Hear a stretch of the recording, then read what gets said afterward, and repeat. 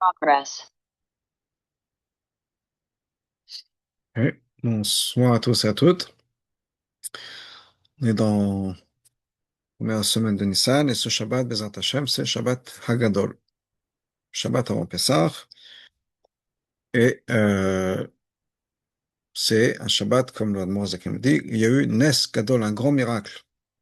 Un grand miracle, ça nous fait penser aussi des fois à Hanouka, où on s'est marqué sur la toupie Nes Gadol Hayasham, un grand miracle. On n'appelle pas tous les miracles des grands miracles. Nes Gadol, c'est quelque chose de particulier, mais c'est le langage dont on se sert pour Shabbat Hagadol. Et d'ailleurs, c'est le nom de ce Shabbat, Shabbat Hagadol.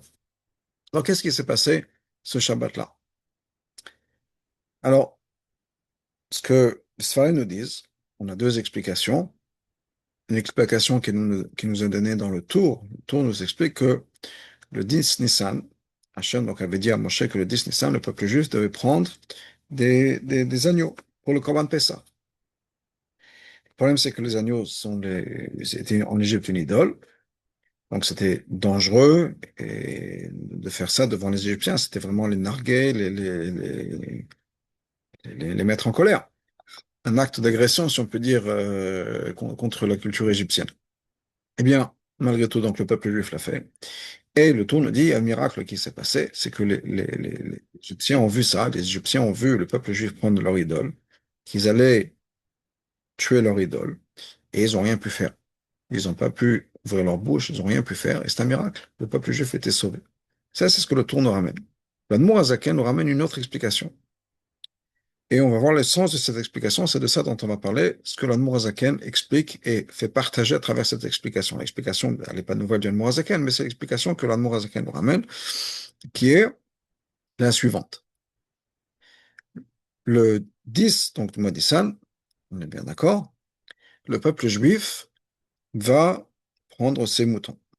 Ce qui se passe, c'est que les non-juifs, les Égyptiens voient ça, et parmi eux, des premiers-nés, ils vont voir les Juifs en disant c'est quoi, qu'est-ce que vous faites, qu'est-ce que vous avez expliqué nous, qu'est-ce qui est en train de se passer. Et on les dit voilà ce qui va se passer. Hachem nous a dit de prendre donc ces moutons, ces agneaux, et ensuite on va leur faire la shrita, le 14, dans 4 jours, le 14 au soir.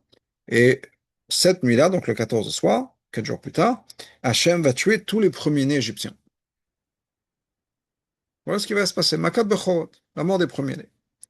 Alors, bien sûr, les Égyptiens et les premiers-nés égyptiens ont eu une expérience. Ils ont appris très rapidement, à s'appeler toutes les macotes. Mais disons qu'on est maintenant après 9 macotes. Ils savent très bien, ils savent pertinemment que si les Juifs leur disent qu'il y aura une maca qui arrive, c'est que ça va arriver. Il n'y a pas de souci. Ils ont appris leur leçon. Et quand on leur dit qu'il y aura une maca qui arrive, elle arrive. Donc, ce qui s'est passé, c'est que les premiers-nés ont été voir leurs parents, ont été voir Pharaon, en lui disant, laisse les Juifs partir. On va mourir, on ne veut pas mourir. Pharaon refuse. Les parents refusent. Ce qui est étonnant, mais c'est ce qui se passe. Donc, ils refusent. Et il y a une guerre civile qui va éclater. Les premiers Égyptiens ne sont pas prêts à mourir. Ils savent ce qui va se passer. Et il y a une guerre qui va se mettre entre les premiers Égyptiens et l'armée officielle, les parents, Pharaon, qui fait que pendant toute cette guerre-là, il y a beaucoup d'Égyptiens qui ont été tués.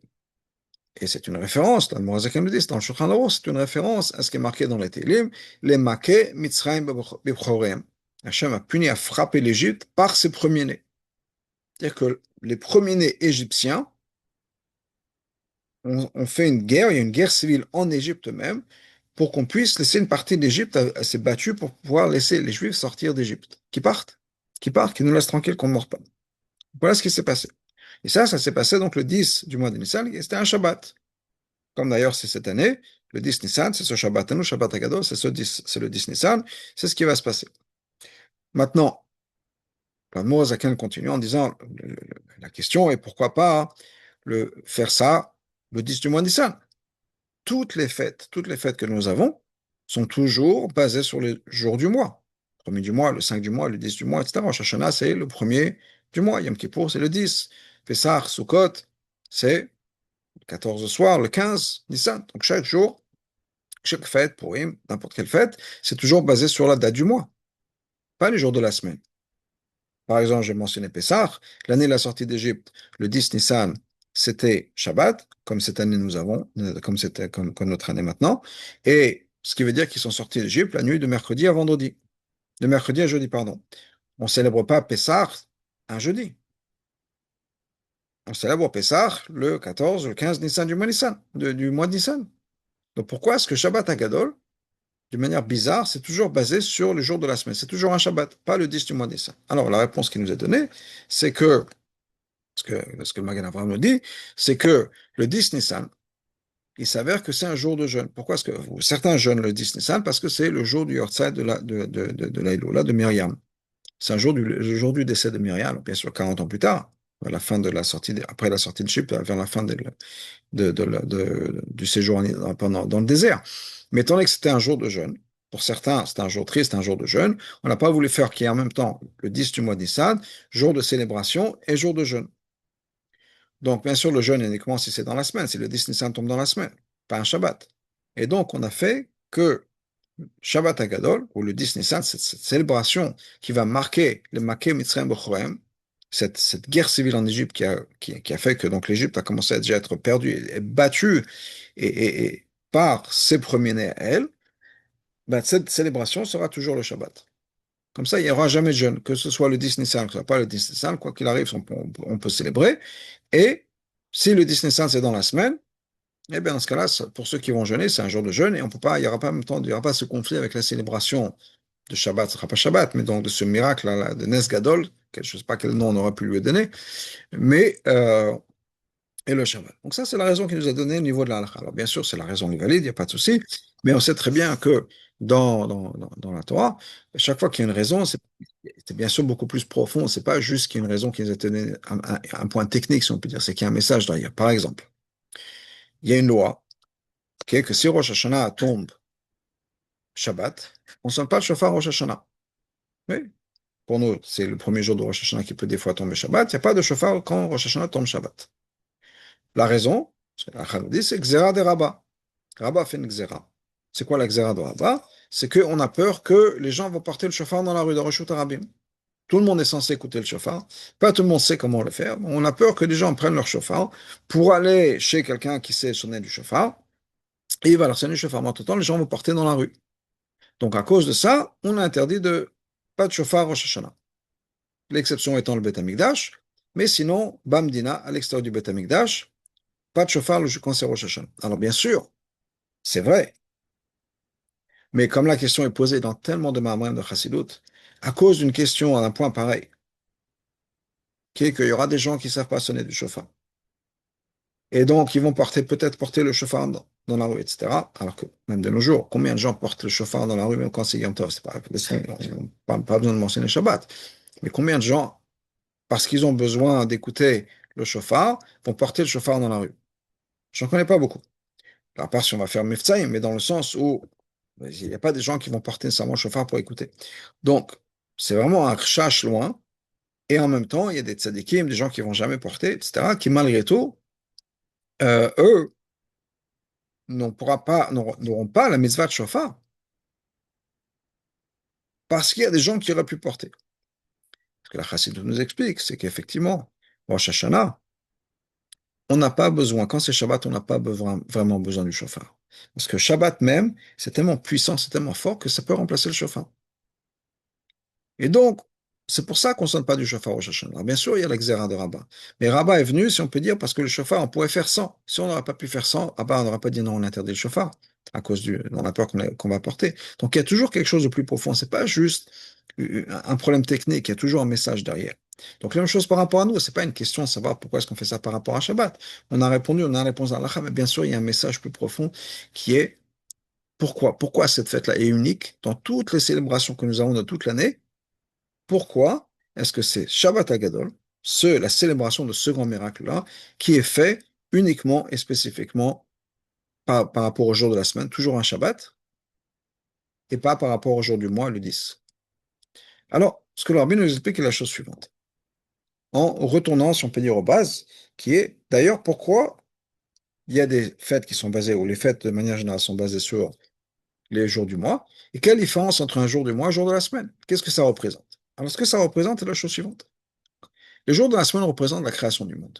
le modèle de la création du monde et le modèle du monde, mais le modèle de la création du monde en particulier, c'est quoi? C'est 6 jours de création et le septième jour chez Shabbat. Mais c'est un modèle de 7 jours. Dans le monde, si on peut dire, on n'a pas de huitième jour. Qu'est-ce que je veux dire par là? Il n'y a pas de huitième jour. Une fois que Shabbat est fini, on repart à dimanche. C'est un cycle continu qui est le cycle de la création, le cycle du monde. Pas d'interruption, Shabbat après Shabbat, etc. Tous les 7 jours, c'est Shabbat. Et même le Shabbat même, qui est un jour spécial, fait quand même partie de la création. La Torah nous le dit. Hachem a créé le monde, 6 jours. Le septième jour, va y nafash. Il s'est reposé. Et Chazal nous dit, Rachel le ramène. Maï olam chaser. Une fois qu'Hachem a créé le monde, les 6 jours de création, qu'est-ce que le monde manquait? Menoucha. Il manquait le repos. Ba Shabbat, ma menoucha. Est venu Shabbat, est venu le repos. C'est-à-dire que le repos vient compléter la création du monde. Donc on est toujours dans un monde, le monde naturel, le monde qui suit son train-train quotidien, sa routine quotidienne. Le soleil se lève le matin, à l'est, couche à l'ouest, et le lendemain, voilà, c'est la même chose, il y a la nuit, le lever du soleil, etc. Tous les 7, si on peut dire, cycles de coucher, lever du soleil, coucher, lever du soleil, tous les 7 jours, c'est un Shabbat. C'est une nouvelle semaine. Donc la semaine, c'est quoi? C'est cette continuité du monde, la création du monde, qui fait que voilà, on est dans notre démon, on est dans un monde qu'on connaît, on est dans un monde qu'on gère, on sait, il n'y a pas de surprise, et les choses vont depuis la création du monde, depuis le premier jour de la création du monde jusqu'à aujourd'hui, c'est cette répétition des cycles hebdomadaires qui se répètent jour après jour, semaine après semaine. Ça, c'est les jours de la semaine. Encore une fois, ça représente la création du monde. Vient le mois. Le mois, en hébreu on appelle ça le Chodesh. Le Venazan nous dit que le mot de Chodesh, ça vient du mot de Chidush. C'est quelque chose de nouveau, de renouveau. Pourquoi? Parce que les mois juifs, sont basés sur le renouveau de la lune. Donc, il y a chaque mois un chidouche. Et non seulement il y a chaque mois un chidouche, il y a chaque jour un chidouche. Pourquoi? Parce que de jour en jour, la lune change. Si c'est la lune qui va établir les mois, eh bien, chaque jour, la lune est un peu différente que la veille ou du lendemain. Elle va bien sûr grandir, grandir. Ensuite, elle arrive au 15 du mois. Ensuite, elle va se réduire, se rapetissir. Chaque elle disparaisse presque. Ensuite, on a le mois là, la nouvelle lune, etc. Chaque jour, c'est un peu différent. Et bien sûr, on le voit clairement de mois en mois. Ce renouveau-là. Donc, ce que le moi représente, le chidouche, le chodesh le représente, c'est quoi? C'est justement ce renouveau, quelque chose qui dépasse le cycle de la nature. J'ai mentionné que c'est uniquement dans les mois lunaires, parce que le mois solaire, effectivement, c'est plus ou moins la même chose. C'est la différence entre le soleil et la lune. Le soleil, c'est toujours la constante. Donc, effectivement, on peut parler, il y a pas de mois vraiment, si on peut dire solaire, dans le sens où c'est plus ou moins arbitraire d'avoir décidé de diviser l'année en 12 mois. On aurait pu diviser l'année en d'autres chiffres. Ça peut être 6, ça peut être 18. Alors 12, c'est bien, c'est pratique, et puis ça correspond plus ou moins au mois lunaire. Mais c'est arbitraire. Et donc, parce qu'il n'y a pas vraiment un changement, si ce n'est un changement, dans le sens un renouveau. Alors bien sûr, il y a les saisons, on peut parler de ça. On peut diviser l'année en 4, où il y aura les équinoxes et les solstices, où il y a effectivement des différences qui sont importantes. On peut voir des différences. Mais en tout cas, il n'y a pas vraiment de différence à ce niveau de la lumière, etc. C'est la même chose. La Lune, on a clairement un renouveau. Donc, ce concept du mois, c'est justement le chidouche, le renouveau. Et donc, c'est une révélation divine. C'est un message qui dépasse et qui transcende la nature, les règles de la nature et le monde, si on peut dire, cette routine quotidienne ou hebdomadaire que nous avons dans notre vie. Donc, on a ces deux tableaux. On a d'un côté le monde naturel. Et on a de l'autre côté ce qu'on pourrait appeler le monde surnaturel, le monde du renouveau, le monde du chidouche, où les choses ne sont pas telles qu'on pourrait les attendre. Alors, généralement, on aime bien avoir cette stabilité, si on peut dire, dans le monde. C'est rassurant, dans le sens où, comme je disais tout à l'heure, on sait que le soleil se lève à l'est, on sait que le soleil se couche à l'ouest, on sait que voilà, demain matin, il va faire on peut plus ou moins prédire la météo. On peut baser sur des choses. Voilà, si aujourd'hui 2 plus 2 ça fait 4, on peut imaginer que demain, ce sera plus ou moins la même chose. Ça donne une certaine stabilité dans le monde. Si j'ai de l'argent à la banque, j'ai des économies, je peux imaginer que Bezrat Hashem, demain, ce sera toujours là. Il n'y aura pas de surprise. j'ai garé ma voiture dans un endroit, ben, quand je sors du magasin, quand je me réveille le matin pour aller chercher ma voiture, elle sera au même endroit. C'est rassurant et ça nous permet de fonctionner dans la vie de tous les jours. Des fois, il y a des impasses, dans le sens où on voudrait bien que les choses changent. Ouais, on est coincé avec un problème de parnassa ou autre. Bon, on aimerait bien que les choses soient miraculeuses et il y a des interventions divines qui sont des interventions miraculeuses. Maintenant, qu'est-ce qui se passe quand il y a une intervention miraculeuse, ce chidouche-là? Eh bien, ça change complètement les donnes. Comme Chazal nous disent, Hachem n'aime pas trop qu'il y ait des miracles. D'abord, Hachem ne fait pas de miracles en vain. Il faut qu'il y ait une bonne raison. Mais deuxièmement, à chaque fois qu'Hachem fait un miracle, c'est un peu un pansement au cœur, si on peut dire d'Hachem, parce qu'il si on peut parler comme ça, parce que Hachem a mis un système en place. Et c'est à chaque fois faire une exception au système, c'est à chaque fois changer le système. Et c'est pas ce qu'Hachem voudrait à la base. Hachem, quand Hachem a créé le monde, il voudrait que ce soit le monde justement avec les règles de la nature, et que ce monde-là, qu'on ait ce qu'on appelle dans la Chassidut basée sur le Midrash Amchoma, il dira Petartoni, une habitation pour Hachem dans les mondes les plus bas. Les mondes les plus bas, c'est justement ce monde de la nature. Donc l'idée, c'est quoi? C'est que ce monde-là, ce monde de la nature, puisse en fait s'adapter ou s'aligner avec la volonté divine. Quand on a besoin d'intervenir, Hachem a besoin d'intervenir pour changer quelque chose, c'est pas idéal. L'idéal, c'est que le système marche parfaitement, tel que Hachem l'a voulu dans sa volonté. Mais en tout cas, pour nous rappeler qu'on n'est pas coincé dans un monde qui est le monde de la nature, mais qu'au contraire, nous sommes rattachés avec Hachem.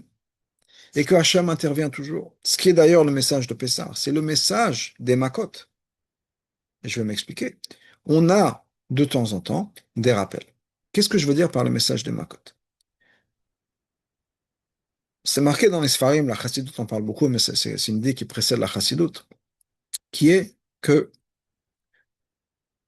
quand Moshe est venu voir Paro, il a dit qui tu es, tu viens, qu'est-ce que tu fais? Et voilà, il a dit Hachem shlachane, Hachem m'a envoyé. Hachem c'est quoi? C'est Yud Kevavke. Hachem m'a envoyé pour faire sortir le peuple juif. Paro lui répond, je ne connais pas Hachem. Qui est Hachem pour que je l'écoute? C'est-à-dire que Paro dit Yud Kevavke, le nom d'Avaye, c'est pas le nom registre. Nous, ce que nous connaissons, c'est Elohim. Elohim, c'est quoi? C'est la gematria de Hateva. Les forces de la nature. C'est-à-dire qu'Hachem a mis en place un monde avec des règles de la nature. Hachem a créé le monde, mais depuis, Hachem est passé à autre chose, et maintenant le monde, justement, court par ce système. Comme quelqu'un, un des exemples qui est donné par certains philosophes, c'est comme quelqu'un qui a créé un horloger, qui a construit une horloge, et il n'a pas besoin d'être là derrière pour que l'horloge continue à fonctionner. L'horloge fonctionne. Donc Hachem a créé le monde, il a créé un système, avec des équilibres, comme dans une horloge, on peut dire, il y a des poids, il y a des ressorts, il y a tout ce qu'il faut, il y a tout ce qui fait que ça tourne. Il a fait son travail, et maintenant il est passé à autre chose. Hachem n'intervient pas dans le monde. Et c'était l'argument de Paro à Moshe, et c'était l'argument qui disait, j'ai pas à m'inquiéter, parce qu'Hachem ne s'inquiète pas des affaires humaines. C'est plus son problème. Au contraire, ce serait rabaisser Dieu, ce serait rabaisser Hachem que dire qu'Hachem s'occupe de mes petits problèmes. Qu'à chaque fois que je me cogne le doigt-pied dans le mur ou que, je sais pas, il y a mon verre qui se renverse, c'est Hachem qui l'a fait. Mais Hachem a d'autres chats à fouetter que ça. Un grand Dieu comme ça, il ne va pas s'occuper du petit moi et de tout ce qui peut m'arriver dans ma vie. Donc, Paro a dit à Moshe, Hachem, Hashemaim, Shemaim, Hachem, Vares, un livre d'Adam. Sur terre, c'est les êtres humains qui gèrent. Dans le ciel, oui, il y a Hachem. Dans les mondes spirituels, Hachem, effectivement, est impliqué.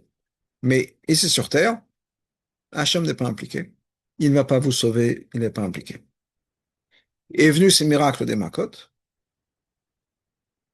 pour montrer à Hachem et au peuple juif, il faut dire, parce que le peuple juif aussi avait un peu absorbé ce message-là, que Hachem ne s'implique pas dans le monde, Hachem ne va pas nous sauver, il ne va pas nous aider, il faut compter sur soi-même. Donc, les Makot, c'est quoi? Les Ma'anido, pour savoir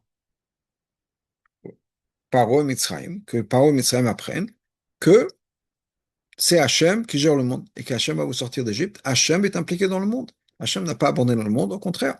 Tout ce qui se passe sur terre, c'est la volonté d'Hachem. Et donc, c'était le but du miraculeux, des miracles des Makot, des miracles de la sortie d'Égypte.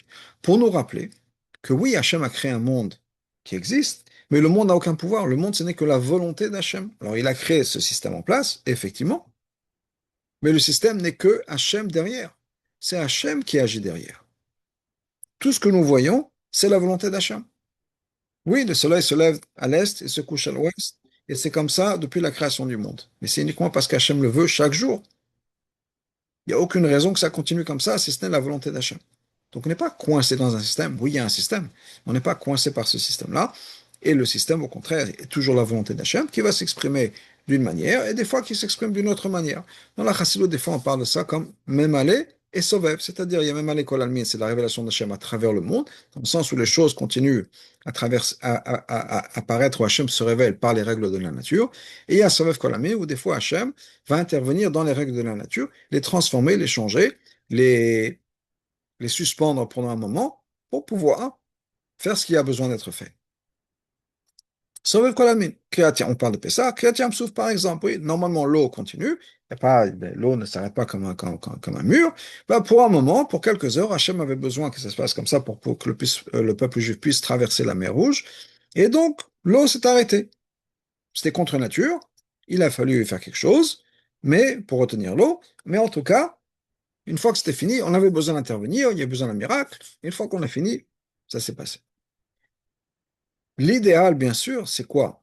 L'idéal, c'est que, qu'on a parlé de dire à Betartonim, que le monde lui-même soit cette habitation pour Hachem, c'est-à-dire que même à l'école almine, que c'est-à-dire que le monde tel que nous le connaissons, le monde naturel, puisse, de par lui-même, révéler la grandeur d'Hachem. Pas qu'on ait cette vision comme paro d'un monde où Hachem n'intervient pas. Au contraire, qu'on ait la vision opposée. Que tout ce qui se passe dans le monde, c'est l'intervention d'Hachem. Effectivement, Hachem choisit de se révéler de manière ordinaire, si on peut dire, par le monde dans lequel nous vivons, mais le monde est comme ça parce que c'est la volonté d'Hachem. Et donc Hachem choisit de se révéler par ça. C'est-à-dire qu'en fait, nous devrions arriver à comprendre dans l'idéal, c'est quoi? Se vivre un monde où on ouvre le journal, on regarde les nouvelles, on circule dans le monde, si on peut dire, et on est constamment rappelé du fait que c'est la présence d'Hachem. Non seulement que c'est la présence d'Hachem, mais que la présence d'Hachem et les choses se passent comme Hachem le veut. Pas qu'il y ait une contradiction entre la volonté d'Hachem et la manière dont le monde se comporte.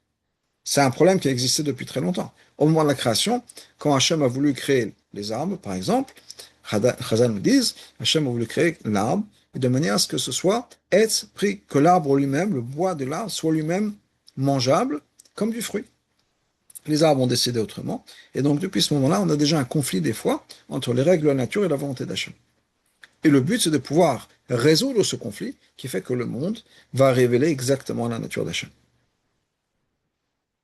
Et c'est ce que représente donc le miracle et la semaine, ou le mois, le chidouche et la semaine, c'est ces deux états. La semaine, c'est le monde de manière naturelle. Le chidouche, le mois, c'est justement le surnaturel.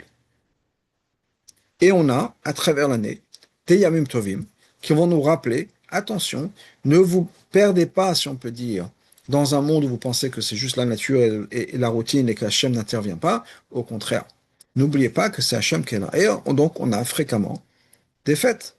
Le 15 du mois de Nissan, c'est Pessah. On se rappelle donc le 22, la sortie d'Égypte, le 21, la sortie d'Égypte. Ensuite, on a Shavuot. Toutes les fêtes que nous avons, elles sont basées sur les jours du mois. Parce que chaque fête, c'est quoi? C'est un message. La fête, c'est pour nous dire, attention, n'oubliez pas l'intervention divine. C'est Hachem qui intervient dans le monde. Mais c'est des rappels qui viennent de l'extérieur, si on peut dire. Où Hachem dit, attention, en Égypte, normalement, aucun esclave aurait pu partir. Vous êtes parti, j'ai intervenu, vous êtes parti. Le but de la création du monde, c'est pas qu'Hachem ait besoin de changer les règles de la nature, pas qu'Hachem ait besoin d'intervenir de manière visible, forte et imposante, si on peut dire, mais c'est que la nature soit complètement alignée avec la volonté d'Hachem. Que le monde fini dans lequel nous vivons puisse devenir le véhicule de l'infini. Ça se passe à travers l'histoire. Je vais donner quelques exemples que nous avons. Par exemple, prends l'exemple de l'argent. La monnaie, l'argent. reprenons plus ou moins le début de l'histoire de l'argent, pas de vrai tout début, mais quand même assez en arrière, au moins à l'époque de Abraham, où quand on voulait payer pour quelque chose, ben, il fallait avec soi, pardon, de l'or, de l'argent, des pièces, des lingots. Il fallait avoir le métal, des métaux précieux qui valaient certaines choses pour pouvoir payer pour quelque chose. Que ce soit mis sous forme de pièces ou pas, on pesait les pièces pour savoir combien d'or il y avait, combien d'argent, etc. Et on payait avec ça. Oui. On va traverser l'histoire très rapidement pour arriver à un moment où on peut remplacer ça par quelque chose de beaucoup plus léger,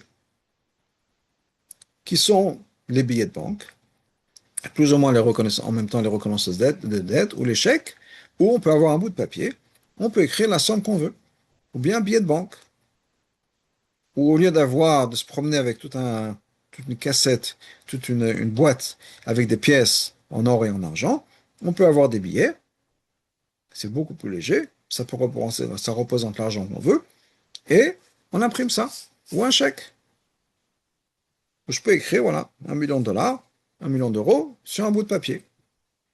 Et il y a un système derrière qui fait qu'une banque, ma banque, va honorer ça par rapport à une autre banque. Quelqu'un peut aller avec ce bout de papier qui dit, voilà, monsieur Untel me donne cet argent et il a payé avec ça. Ok. La différence entre au niveau poids, souci de perdre, etc., est énorme. Oui, si on devait partir à chaque fois, je ne sais pas, on part en Israël, on part chez le Rabbi, qu'à chaque fois on devait payer, prendre toutes ces dépenses-là avec des boîtes remplies de pièces en or ou d'argent, c'est le supplément de bagages, ce serait important. Mais bon, Hachem n'a plus besoin de faire ça. L'histoire continue à avancer et on peut remplacer ça par des cartes de crédit. Donc on n'a même plus besoin d'avoir des billets, nécessairement, on n'a même plus besoin d'avoir nécessairement des chèques, on peut avoir une carte de crédit qui va marcher dans le monde entier et on peut payer avec ça. Un petit bout de plastique, on paye. Maintenant, on a continué à avancer encore plus loin. On n'a même plus besoin d'avoir une carte de crédit. On peut toujours s'en servir, mais il n'y en a même plus besoin. On peut téléphoner, on peut payer avec son téléphone. Oui, il y en a d'autres endroits, même sans le téléphone, avec sa pupille de ses yeux, avec les empreintes, ou avec la palme. Oui, il y a des magasins là où j'habite, à Miami, ou dans d'autres endroits, et on peut, voilà, on scanne sa main, et ils ont dans le système mes infos, ma carte bancaire, et je peux payer avec ça. J'ai même plus besoin d'avoir quoi que ce soit. Ça ne veut pas dire que l'argent a disparu, ça veut pas dire que les choses n'ont plus de valeur, on est dans un monde, je ne sais pas, le monde utopique où il n'y a plus de valeur, etc. Non, on doit toujours payer. L'argent a toujours de valeur, et certainement beaucoup de valeur. Mais au lieu d'avoir quelque chose qui était lourd, appelons ça fini, appelons ça gvoul, pour prendre des mots chassidiques, quelque chose qui est limité, quelque chose qui est trois-dimensionnel, etc., on est passé à quelque chose qui est maintenant dans le numérique, qui est maintenant, si on peut dire, qui n'a pas de corps, et qui a été complètement décomposé. Le concept est toujours là, mais c'est une idée, c'est une âme, c'est un concept, n'a plus de physicalité. C'est dans le monde physique. Je ne parle pas d'un monde au Gan Eden où il n'y a pas d'argent. Quand je n'ai pas dit qu'on peut parler maintenant, on peut payer sans avoir quoi que ce soit, eh bien, c'est dans notre réalité physique. On peut se promener à travers le monde, c'est pas encore faisable. Enfin, c'est pas encore mis en place. Pas que c'est pas encore faisable. C'est bien sûr faisable. On peut se promener n'importe où dans le monde et en théorie, on aura besoin d'avoir rien sur soi. Aucune carte de crédit, peut-être même pas de téléphone. On veut avoir son téléphone, mais on peut passer comme ça. Même chose par rapport à la sécurité dans certains aéroports, c'est juste par rapport à la pupille des yeux. On peut voyager sans rien. Il n'y a plus de poids de la matière. Il n'y a plus de dimension de la matière. Dans un monde tout à fait naturel.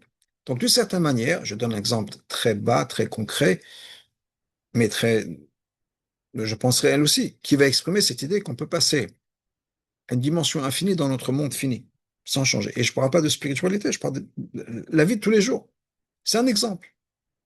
Bien sûr, la communication, c'est la même chose. Oui. Adam et Chava, si vous voulez se parler, vous n'avez pas le choix que de faire face à face, si on peut dire. Ou bien s'appeler d'un bout du Gan Eden à l'autre bout du Gan Eden. Crier. Ensuite, on a mis un système, je ne sais pas, pour délivrer des messages, que ce soit les pigeons voyageurs, ou que ce soit Dodan ou autre chose.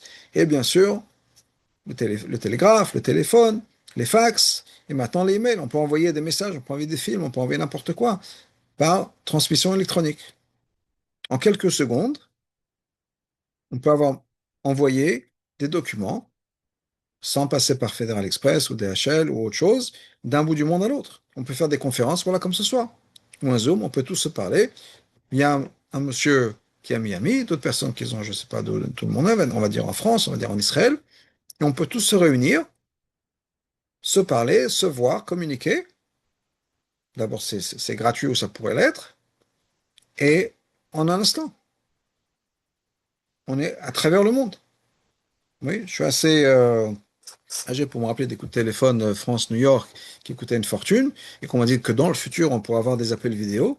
Et les appels vidéo, ça aurait été combien? Et maintenant, on a les appels vidéo qu'on fait tous les jours, et c'est gratuit. Passer par WhatsApp, par d'autres plateformes, et on paye rien, ou trois fois rien.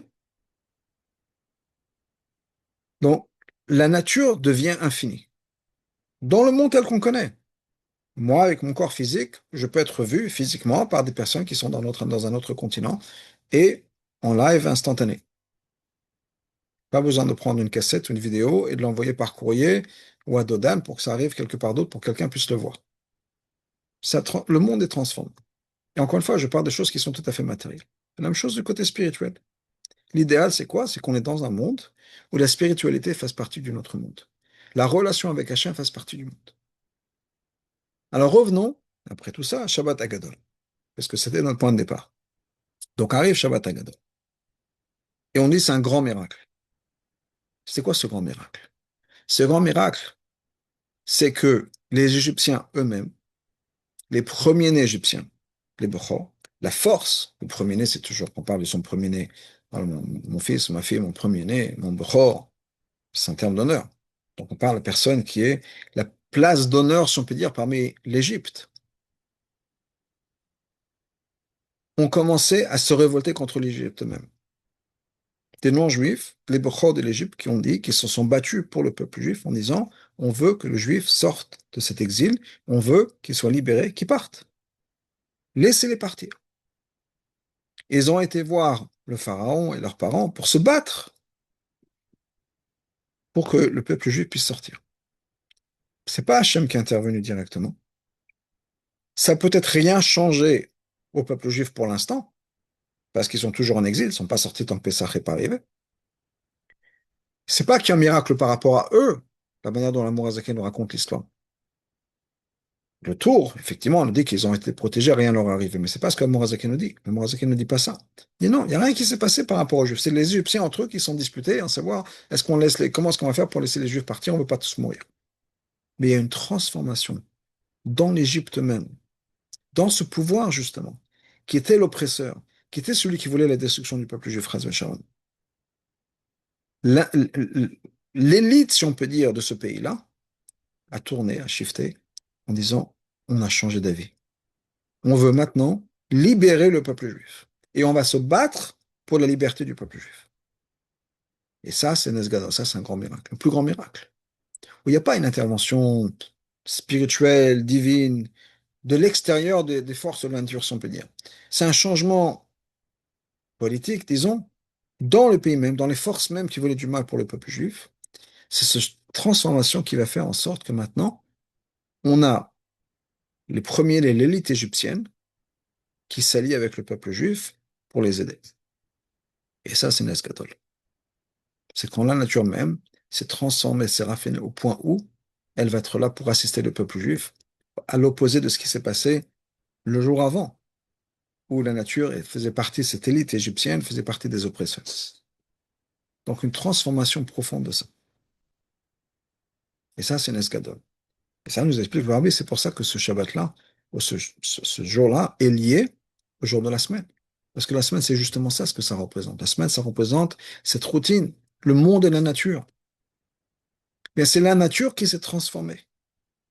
Le jour du mois, c'est le chidouche, c'est quelque chose, une intervention de l'extérieur qui va dépasser, qui va imposer sa présence sur la vie de tous les jours. Et quand notre vie de toujours qui se transforme pour s'aligner avec la volonté d'Hachem, c'est le plus grand miracle qui puisse passer. C'est le miracle de la Géoula. Donc quand on arrive à ce Shabbat Agadol, ce que ça représente, c'est exactement ça. C'est regarder le monde autour de nous et de voir comment les Bchoi Mitzrayim, l'élite égyptienne, se met de notre côté, se bat pour nous. C'est-à-dire un regard sur le monde, qui est sur la politique du monde, sur les événements du monde, qui est en train de nous dire, attention, le monde est en train de changer. Quand je parle d'élite du monde, pour moi, et c'est pas dans la Sikha du Rabbi, mais c'est, regardez ce qu'est le Rabbi parle de la personne qui est ou l'entité qui est le Tokef, qui représente la force du monde, et du monde non juif. Il y a un pays qui est le superpower, qui est cette force justement, le plus puissant au monde, dans ça, les États-Unis, qui sont la tête du monde non juif, et qui maintenant se battent avec le pharaon de nos jours, avec l'oppresseur de nos jours, pour le peuple juif. Alors bien sûr, ils ont leur intérêt à eux, etc. De la même manière que les premiers-nés égyptiens avaient leur intérêt à eux aussi. Ils ne voulaient pas mourir. Donc bien sûr que les États-Unis ont leur intérêt derrière tout ça. Quelles que soient les analyses politiques qu'on puisse leur donner, que ce soit pour protéger leurs intérêts au Moyen-Orient, que ce soit par rapport à la Chine, quel que soit, on ne va pas rentrer dans l'analyse politique ici de cette guerre. Bien sûr qu'il y a un intérêt. Mais en ce qui nous concerne, on a les pro-Mitzrayim, l'élite du monde qui se bat pour nous. Dans les règles de la nature, c'est une guerre, avec malheureusement les efforts qui sont nécessaires à la guerre. Il y a des avions, et des bombes, et de l'argent, et des gens, et des soldats, etc. Avec malheureusement, effectivement, les conséquences et que Dieu protège le peuple juif à travers le monde, bien sûr en Israël. Que personne, Chazoshan, ne puisse souffrir quoi que ce soit. Que ce qu'il y a déjà eu, que ça y est, soit fini. Plus aucun autre juif ait besoin de souffrir. Mais on est dans le monde de la nature. Mais on voit l'intervention divine, on voit justement ce changement dans les alliances dans le monde. Le monde là, s'est transformé à tel point, on voit que les Bechor et Mitzrayim se battent pour le peuple juif, contre le pharaon, contre cet ennemi-là. Et ça, c'est Nesgadol.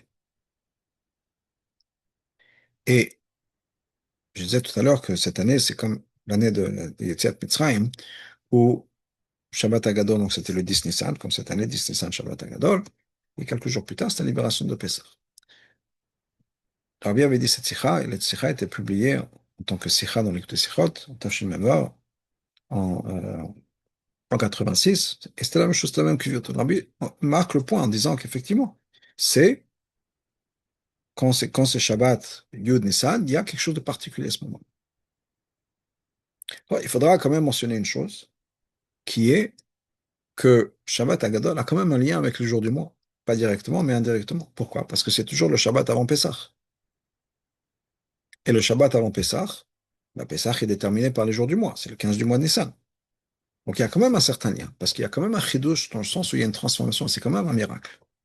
Mais malgré le fait que ce soit un miracle, c'est un miracle qui représente justement ça, une transformation dans le monde. Et c'est d'ailleurs pour ça qu'il n'y a pas de minagim particulier pour Shabbat Agadol. On n'a rien à faire, parce que si à chaque fois qu'on fait quelque chose, qu'on fait une mitzvah, c'est nous qui transformons le monde. Quand on fait une mitzvah, on révèle Hachem dans le monde. Oui, comme on connaît l'explication des mots de la bracha, Baruch ata Hashem Elokeinu melech haolam. Baruch, ça veut dire ramener sur terre, ramasser, pardon, rabaisser, faire venir en bas. C'est la raison pour laquelle, par exemple, les genoux, on appelle ça berech, berkaim. Berech, c'est la partie du corps, les genoux, c'est la partie du corps qui nous permet de nous baisser. Donc, Baruch, ça veut dire rabaisser, faire venir sur bas. Ata, toi, l'essence d'Hachem, Hashem Elokeinu melech haolam. Donc, on parle du nom du Yud Kevafé qui va descendre venir Elokeinu, qui va devenir le roi du monde. C'est faire venir Hachem. Donc, à chaque fois qu'on fait une mitzvah, ou même un minag, on fait venir Hachem sur terre.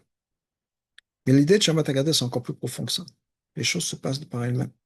On est des observateurs, si on peut dire, dans ça. Hachem se révèle, pas parce que nous intervenons, parce que le monde a changé. Donc, il y a ce message qui est tellement fort, qui est de regarder autour de soi, voir la transformation profonde du monde, voir comment le monde a changé, à quel point le monde a changé, où maintenant l'élite du monde non juif, les Bechor et Mitzrayim, se battent pour le peuple juif. Donc, que Dieu fasse Bezrat Hashem, que cette victoire soit très rapide. On n'a pas besoin d'attendre même jusqu'à Aref Pessah, que bien avant, tout ça ce sera fini. Donc, on aura l'avenue du Mashiach. Et ce que nous pouvons faire entre-temps, c'est, comme on nous demande à chaque fois, de faire une mitzvah de plus, étudier un peu plus de Torah, un peu plus de tzedaka, quelle que soit la mitzvah qu'on puisse faire, mais jouer notre rôle mais aussi et surtout reconnaître la main d'Hachem dans tout ce cas.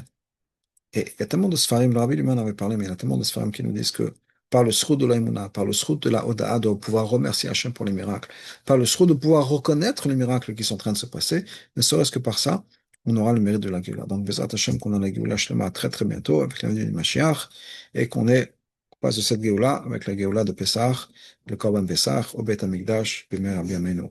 Amen.